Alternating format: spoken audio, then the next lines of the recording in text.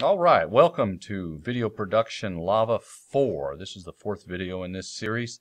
And so you should have finished video 3 where we were inserting images onto the timeline. And so hopefully at this point you have something that looks like this. I've got some images from each of the 8 folders, 8 sections, starting with some flowers, caves, Canby's Cross, Gillam's Camp, and Petroglyph Point, and then that final image. Oh, and some landscape images, and then that final image. And before we get started, something I wanted to mention. Somebody asked in class earlier today.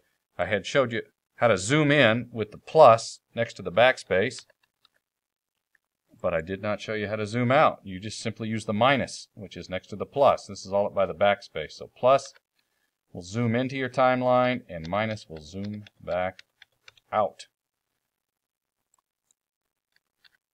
And so generally working with something that looks about like that is pretty useful, pretty easy to do. So if you don't have something that looks like this, then I would pause this video, go back to video production 3, which was adding images, and go ahead and get that one completed so that you do have something like this timeline that I have right here, which is all the images that we want to have on our first movie, and it's lasting about 2 minutes. So you might have more or a few less than the images I have here, but what we want to look at now is how to make some adjustments on the timeline. It's really easy to make some mistakes. You want to go in, do some editing, make some placements. And so right away, I can see here in this first section that I have duplicate images here. I've come in with my flowers, I've got it there, and I left out this one, my nice shot of the Indian paintbrush with the cone in the background. And so I want to put that one in.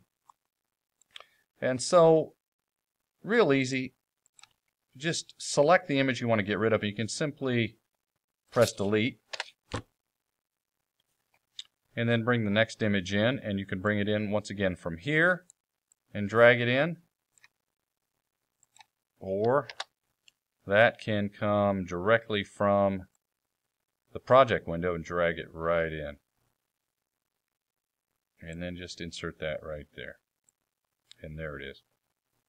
Now, it may also be that you don't like the order of the images, and so that's real easy too. Let's say maybe I want to keep that one as my first one, transitioning from this to this, kind of a long shot, landscape, a little closer.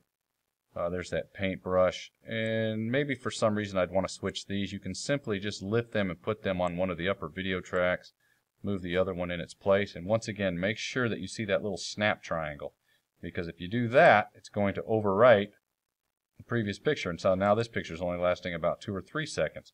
So you don't want to do that. Control Z to undo and carefully move it. And once again, ask me if you're not sure about this snap feature. And then when you're bringing these and inserting in between images, just be sure that it does snap. Otherwise, you're going to overwrite either the one to the left or to the right. You want it exactly right there. And so that's how you can easily move images around. And once again, we're keeping everything on video 1. There's no reason why we couldn't use video 2, but upper level tracks have a special purpose that we will get into pretty soon. We start adding titles, they'll end up there. And let's see what else there is downstream. It might have caused you some issues. Oh, here. Okay, so this particular image, and notice I can double click on the timeline and bring it up right here. And notice that image is pretty large. That one didn't get resized. And so what I wanted to show you here is how you can resize the image. That's one of the caves. I believe that is,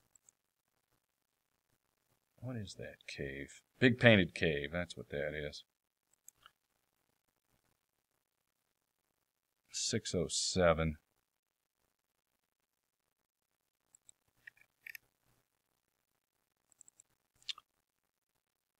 .55 adjusted. So you can see there's the image there, and this thing is just looking just huge. So there's times when we want to have the control over a large image to zoom in, but certainly not that much. So the first thing I'm going to show you is how you can just resize it right on the timeline using Photoshop. So here we go. Click on the image and make sure it's highlighted there. And while you're pointed to it, right click. Got a lot of things we can do here, and we are looking for Edit in Photoshop.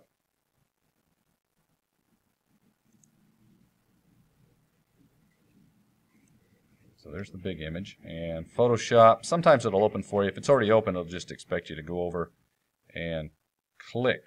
And there it is right there, Photoshop. And there's my image in Photoshop. So a little tough to see here on this screencast. I don't know if you can see that, but you guys know how to resize images. It's going to be image, image size, and there's that big image. And remember, we want, what do we want? Do you remember? 720, yes, by 480, making sure that you've turned off constrained proportions. Otherwise, it won't allow you to adjust the width and the height independently. Click OK. File. Save. Go back to Premiere Pro, and let's see if it made our adjustment. There it is. There's our adjustment right there. So there's Big Painted Cave. And you can see that it made quite the difference in the size of that image.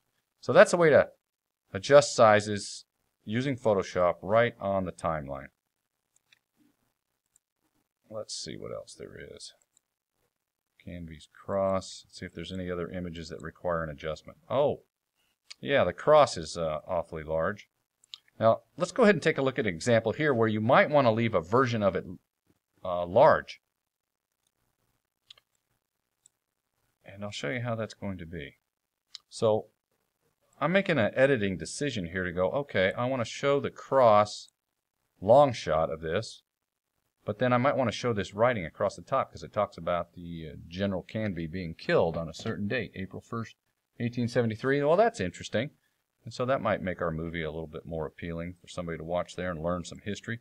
So what I'm going to do here is I need to move these pictures out of the way. Now, I could do it a couple different ways. Let me minimize this so you can see how this is going to work. So if I want all of these pictures out of the way, here are two ways that I can do it. Make sure you're on the selection tool. By clicking above, I can put a rope or a rectangle selection around all of those. I'll do that again. So I'm on the selection tool, and I want from this picture all the way to my black video to move downstream out of the way so I have room to put another picture in there. So I could click above, select with my left mouse button, and now you can see those are all selected. Then I can click anywhere and just simply move that entire block out of the way. And then I can come in and find Canby's cross image. And now you can see why this organization here is really important. Otherwise you spend a lot of time rifling through pictures. There's Canby's cross. So I'm going to bring that picture in. And there it is, a duplicate. Both of them very large. Now I'm going to go ahead and zoom in for you here. And so now this is a different way to resize these images. So this is going to be a little tricky. So pay attention to this now. This is new. We're not going to go into Photoshop to do this. We're going to resize this image using the effects controls. So this image I want to be a little bit smaller. So I'm selecting it. I'm going to come up here to the source window and click here on this tab called Effects Controls. That's where we were doing our preview. Now we're at Effects Controls, and we are interested in motion. We've got opacity, some other options here, but this one here, we're going to be using this one a lot during the year. So click on that motion. We have position. This is our X and Y position. And this is our scale. And the way these little gold numbers work, we're at 100%. So there's a couple ways you can do this. For now, just click and hold it. And you notice you can drag to the left to make it smaller. Ooh, gone. Or to the right to even come in bigger. So, and you'll see that percentage there is going by. And so I'm thinking that long shot. We want to fill the screen up, so I'm going to go ahead and bring it to 30% of its original size. Now the other way we could have done that, take this back to 100, wherever it was, you could also have just clicked it and released and type in 30 to get 30% of its original scale size. And there it is. But then we want to go to a close-up of it. And so now in that close-up, once again, I can come back to my effects controls, and notice it tells you which image you're working on there. That's image number 8 there, and it's lit up, the highlighting there of the ribbon. But this time on the motion, let's just take a look at using the X and Y values here. So there's my Y, up and down. So I can get some movement that way. And then the X, I can go ahead and move it that way. And then just dial it in where you want. I think I'm going to use that upper third. And there you go. And so because we left that image large, we can actually get two images out of that. The long shot and the close-up. And now we're getting some little title action in here too. It's just adding a little bit more information. Very nice. And now we've got this blank area that we need to clean up. Now once again, we could select all these like we had done. I'm going to show you 2 ways to do this real quick, and then I think we're going to conclude this particular video and let you go to work. So I'm going to minimize that. And so we could highlight this and drag this all back like that. Or the other way we could do it when you have these big blank spaces is that. Now watch this one carefully. This one's nice. You can click in the dead spot. Right click and select Ripple Delete. And it will bring all of that upstream here, lock it in, and ready to go. So I'm going to let you go to work on that, and that's going to conclude our video production number 4 for the lava beds. And then we'll talk a little bit about this in the next video. So good luck, have fun, and once again, be sure to ask questions and have a good time.